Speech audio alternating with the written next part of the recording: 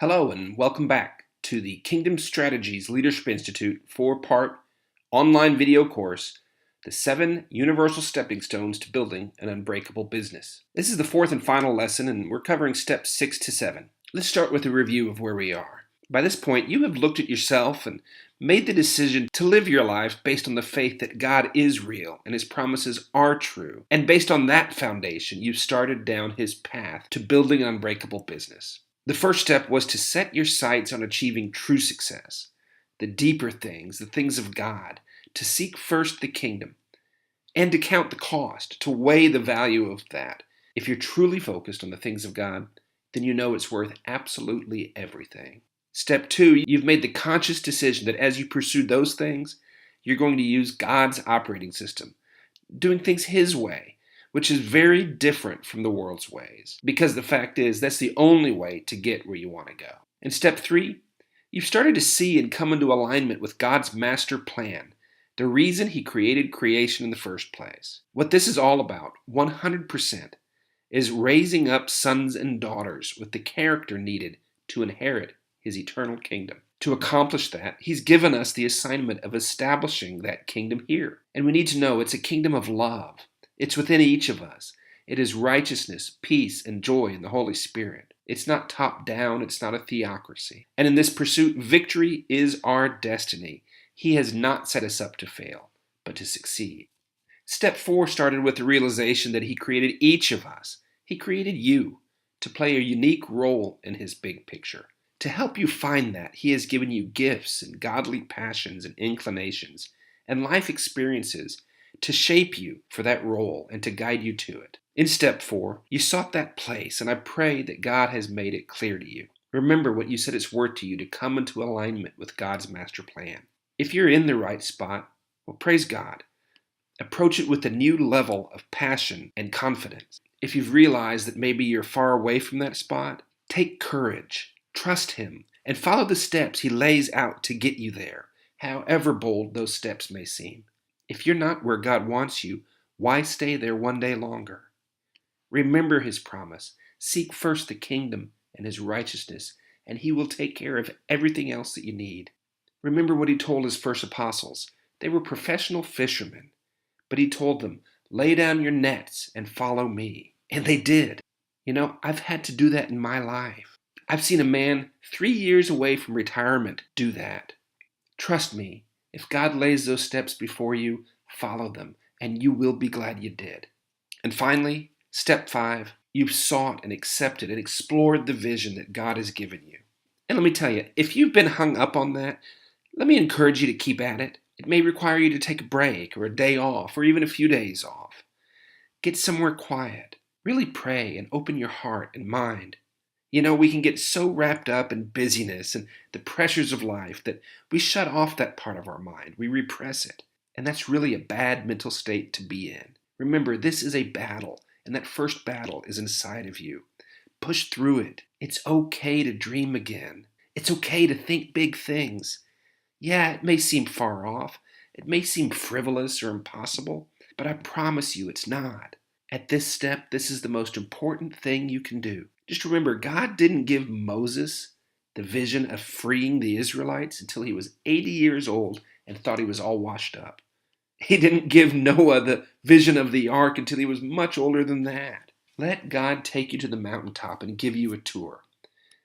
Remember His words, without vision, people perish. And the good news is the flip side is also true.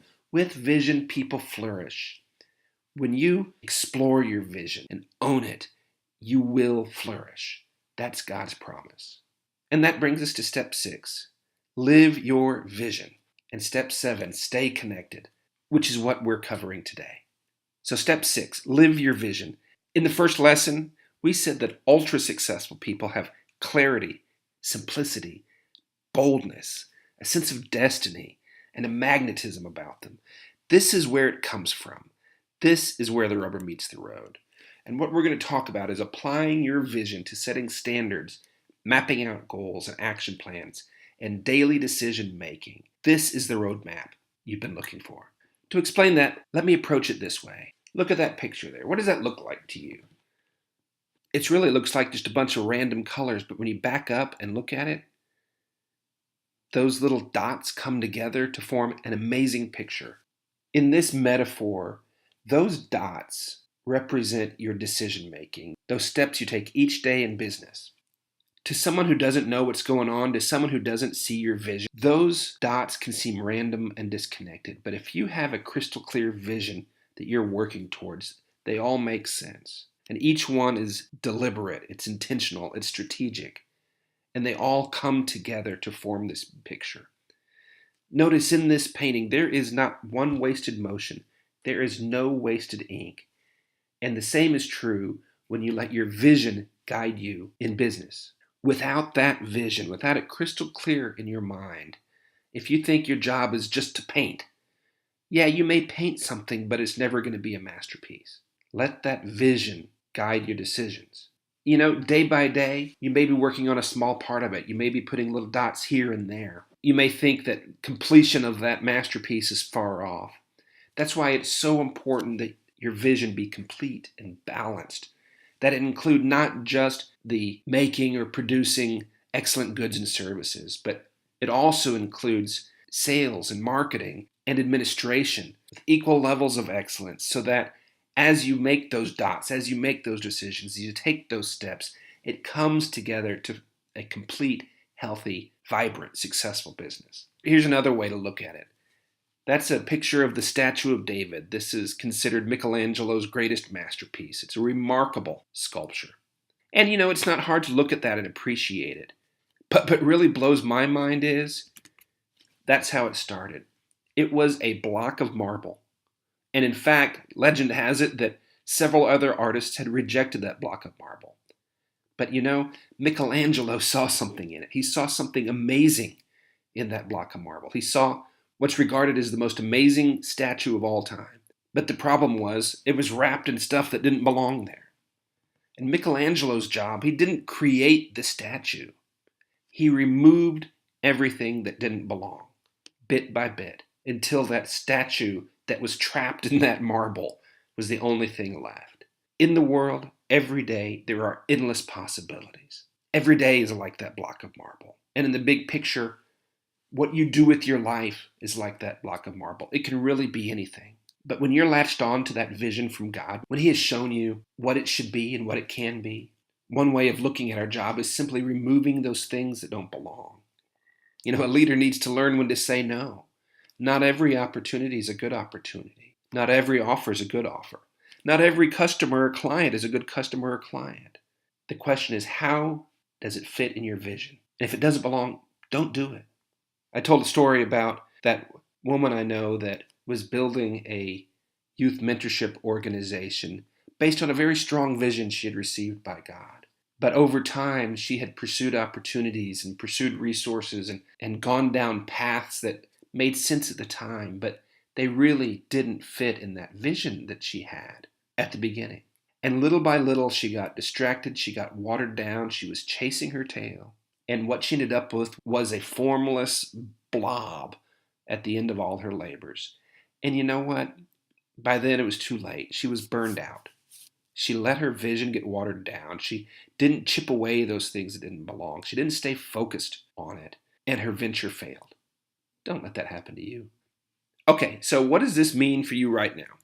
It's really all about using your vision and the related mission and metrics that you developed as part of that as your roadmap. To best explain what I mean by that, let me tell you 3 stories. The first one is how your vision can guide your daily decision making. I remember a number of years ago, I was working with a fellow to build a large television network. This guy was much older than me. He was much more experienced. He was highly successful in this field, and I looked to him as a mentor. We were co-founders of this network. And I remember going to a meeting one time. There was a production company that was pitching their services to us. This company was extremely capable, very gifted, very talented, very creative, and they'd put a lot of work into this presentation. They had included quite a bit of examples of how they could take our brand and take our programming to another level. And I remember sitting through this presentation and watching all this, and I was blown away. I mean, these folks were really good, and this stuff was great. Really well done. But then at the end of the presentation, my partner, this older, wiser fella, I remember him going through piece by piece of the presentation and just saying, no, no, no, no. This is good. No, no, maybe this. He wasn't offending the people. He was stern, he was straight, and he was focused. He knew what pieces fit in the vision and what didn't. And then he was able to say, what if we took these three things and we did this, this, and this with it? And what he was doing was drawing those people, their talent, their giftedness into that vision, redirecting them. They ended up getting the contract, and it became an amazing thing. But I'll never forget the clarity and the resolution that this fellow had going through what to me was just an amazing presentation. At that stage of my life, I would have said, hey, yeah, that's great, let's do it.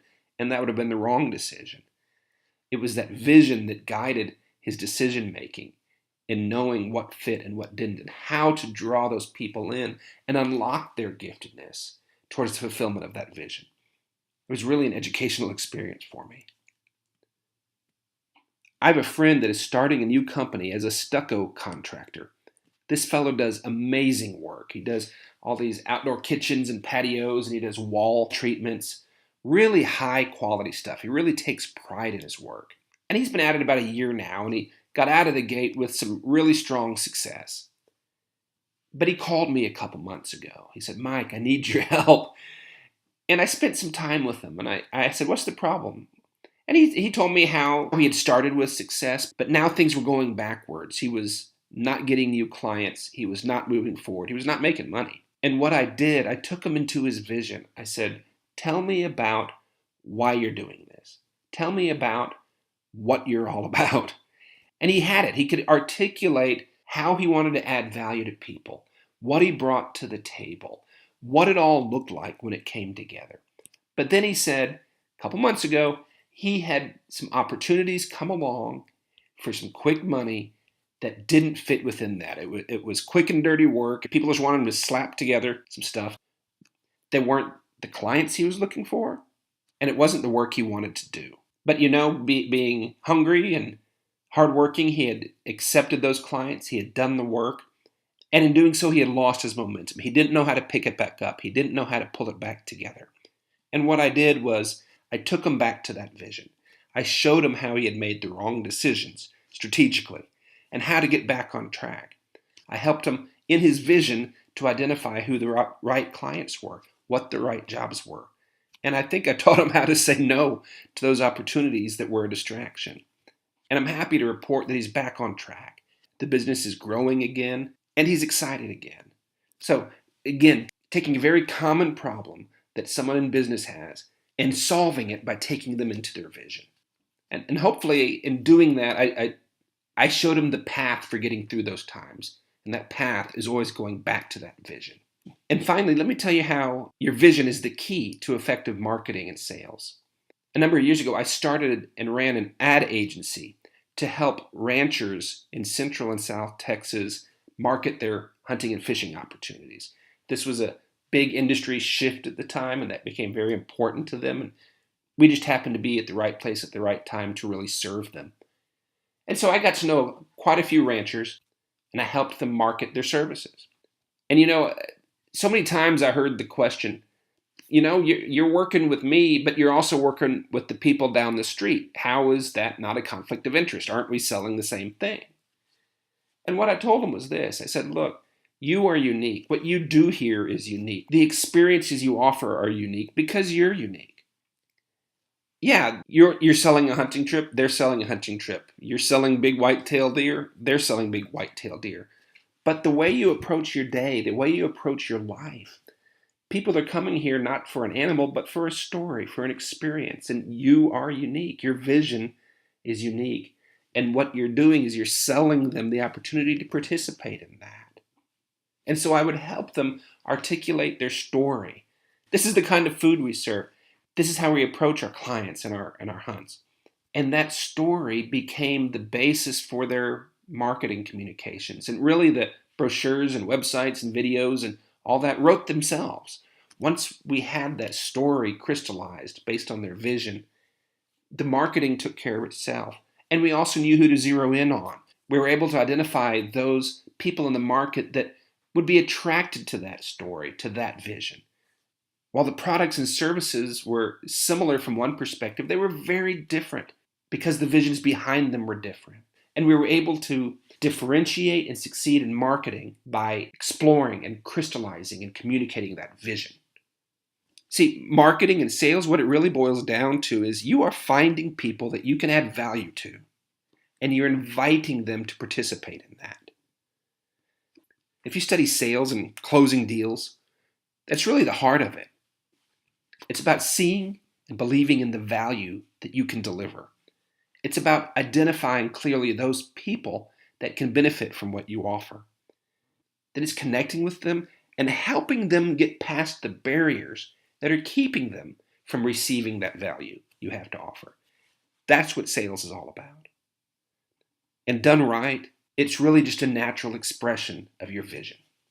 Your vision, when it's properly focused and balanced, is also a blueprint for innovation. Let me tell you one more story. There was once a fellow who owned an old-fashioned curtain company. And business was tough. It was competitive, and they weren't thriving. And so he spent time in his vision, and he approached his leadership team, and he asked them, what do we do here? What value do we add to people? And they all answered, oh, we make curtains. He said, no, really, how do we serve people? What value do we add? And the answer emerged, we make products that keep the sun out of their house and help them regulate their privacy. And when they identified that, the real underlying value, the real vision of their enterprise, it was a natural step to invent a better way to do that. And they developed Venetian blinds and became fabulously successful. And again, that innovation was really just an expression of their vision taken to the next level. Your vision is also the right framework for your human resources. I know recruiting, hiring, training, retaining key people is so important, and it also can be very hard. So many businesses get hung up on this. They bring on the wrong people, or they don't recruit the right people, or they don't keep them around. And that's a surefire recipe for disaster. But when you approach this from a vision perspective, you understand that what you're really doing is building a team that is working together to make that vision a reality. And so your recruitment simply becomes broadcasting that vision, saying, hey, this is what we're building. Is this where you belong? And then hiring is just finding out where people fit, whether it's with you or not. In college, I took a course on organizational psychology. And the professor literally wrote the book on the subject. He was respected as one of the top people in the world in the science of human resources. And his whole teaching, his book, his course, all boiled down to one three-letter word: fit. The job of human resources is to find where people fit. This is also the key to retention. You know, as a job creator, if you're a people person especially, it's really hard to let people go when you need to.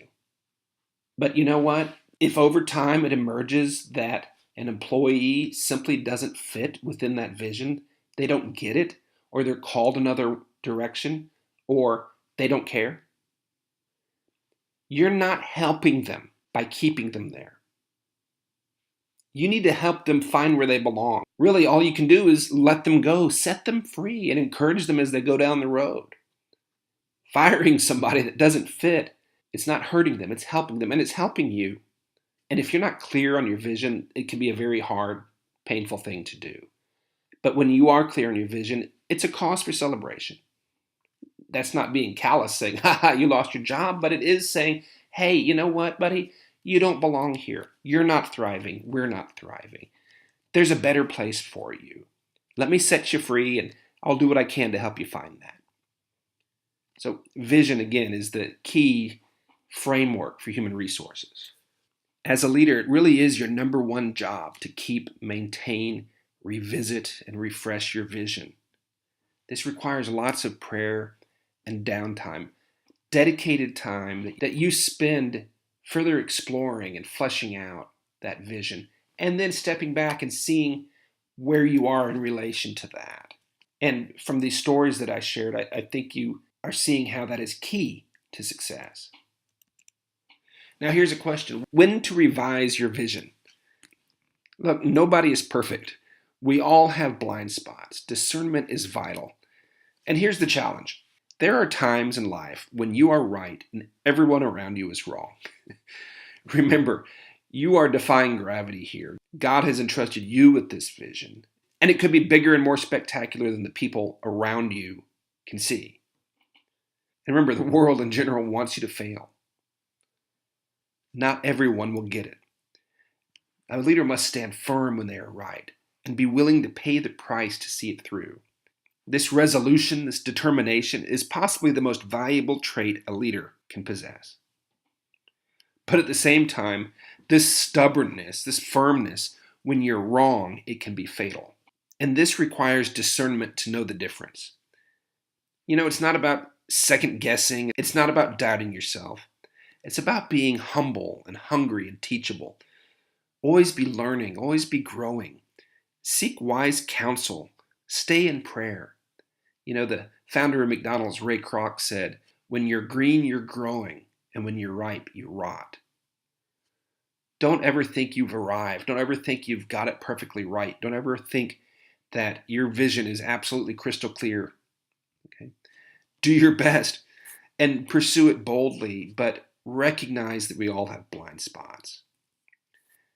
Admitting you're wrong, changing direction, that requires more courage and confidence than always being right. True leaders adapt, they make course corrections, and then they move on with the same level of firm determination.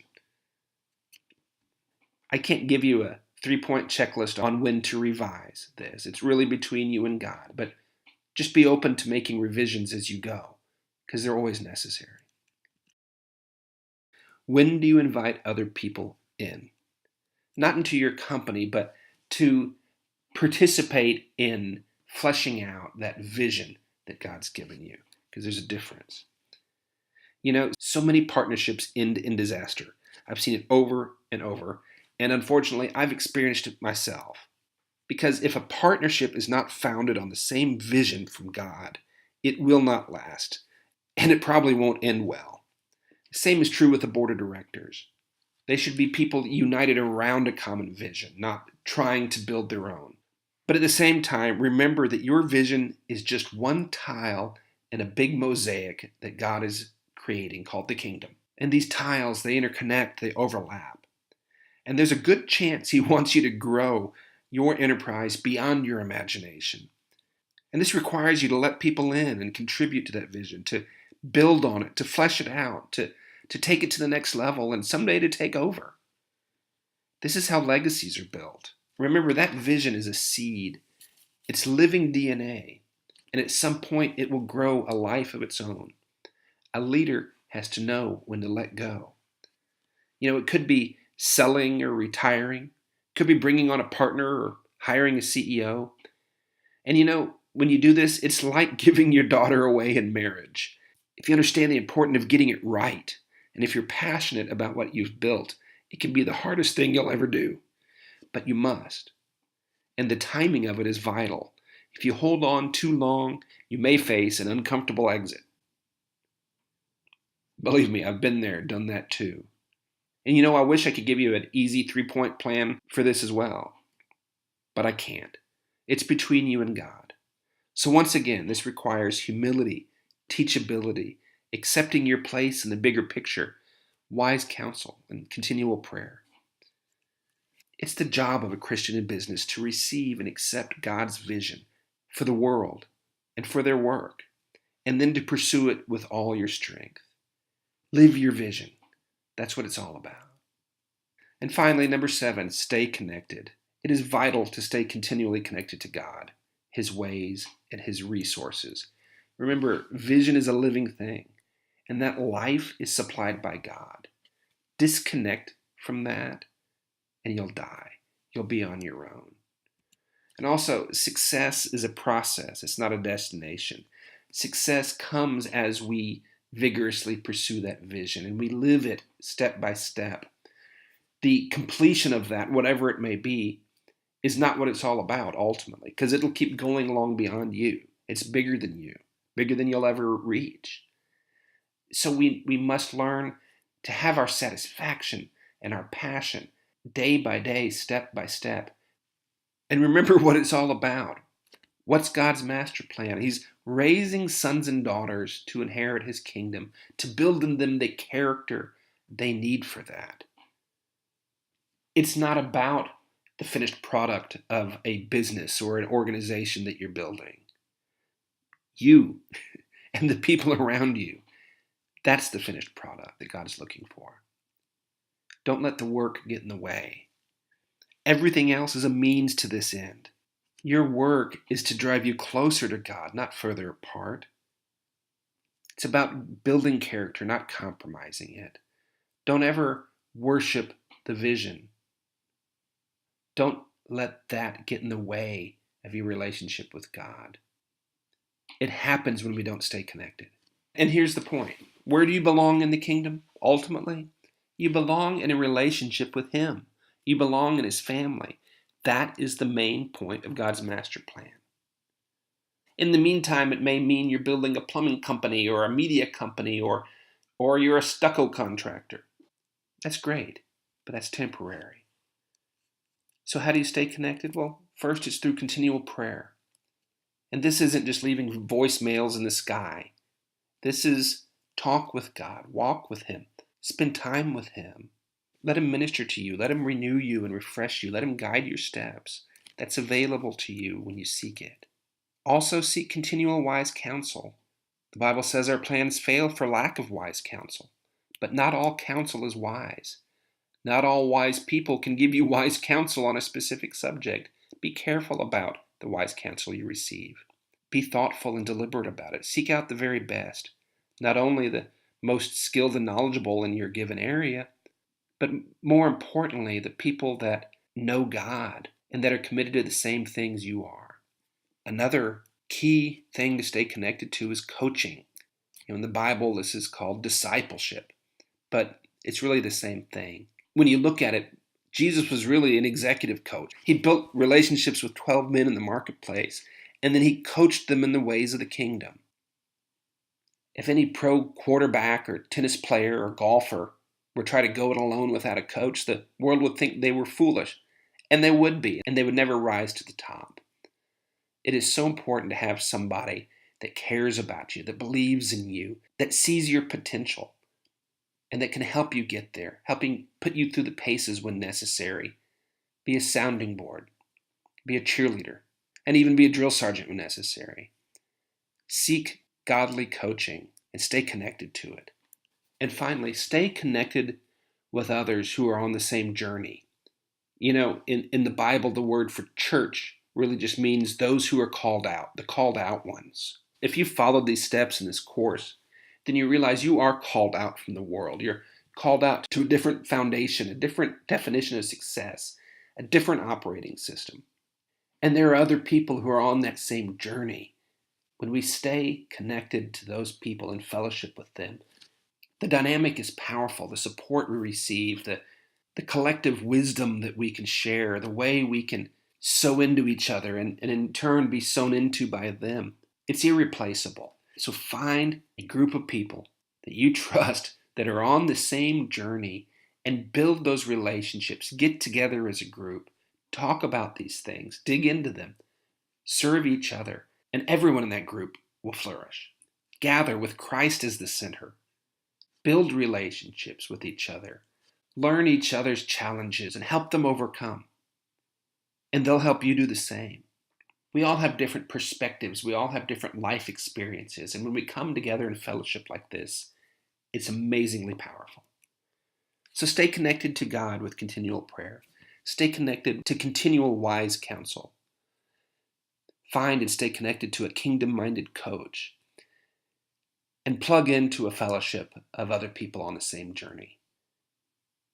Without this, you're on your own, and none of the previous 6 steps will help you. Now, I don't mean this as shameless self-promotion, but Kingdom Strategies exists to help you walk this path. We provide kingdom-minded coaching to Christians in business because just learning about these 7 steps is one thing, but walking them out is a day-by-day challenge. And we would be honored to walk it out with you and help you through the obstacles and help you achieve the success that you seek. We also offer Kingdom Mastermind Roundtables. And what these are is that fellowship of like-minded Christians in business who are on a similar journey. It's a powerful experience, and I would venture you'll have a hard time finding it anywhere else. And the Kingdom Strategies Leadership Institute exists to provide high-quality education, the merging of ancient wisdom and spiritual truths with state-of-the-art business solutions and strategies to help you gain the knowledge you need to be successful. So, to wrap it up, today we covered the last 2 of the 7 stepping stones, what it means to live your vision, and how important it is to stay connected. At the beginning of the course, I asked you, what would it be worth to you to have 100% certainty in your step-by-step decision making, that the actions you're taking are moving you step by step towards success? What would it be worth to have a crystal clear vision to guide your decision making?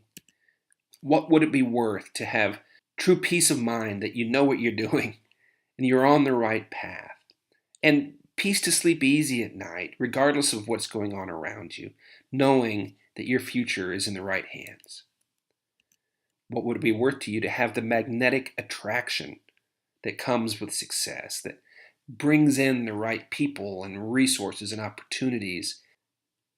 What would it be worth to build something that's bigger than yourself, that you can leave for generations, that it continues to grow, a lasting legacy? And finally, what's it worth if all of this lived inside you and came out from you naturally and wasn't just a patchwork of paint-by-numbers strategies and solutions and consultants that you've hammered together? My friend, I believe that if you have taken these 7 steps with confidence and with faith, that you're well on your way to having all of this. What I've shown you is the proven path, the universal stepping stones to find it. And I pray that it's added value to you, that's been a blessing to you. So I'm going to leave you with one final homework question. Where will you find the discipleship, wise counsel, and fellowship you need to walk the path of success? Again, this is not a shameless sales pitch for Kingdom Strategies. If you can find those somewhere else and they're the right fit for you, I encourage you to embrace that. But if you haven't found those things, if you lack a kingdom-minded coach or that fellowship of other kingdom-minded Christians in business who are on the same journey, I hope you'll dig deeper into Kingdom Strategies and what we have to offer. In the lesson links below, you'll find a link to schedule a complimentary 30-minute call with me. Look, I only want to work with people that fit within this vision as well. So that call is geared to let you interview me and let me interview you and see if maybe God would have us work together. And if He would, it would be my honor to serve you. Thank you for sticking through this course. And remember, you are the salt of the world. Stay salty, my friend.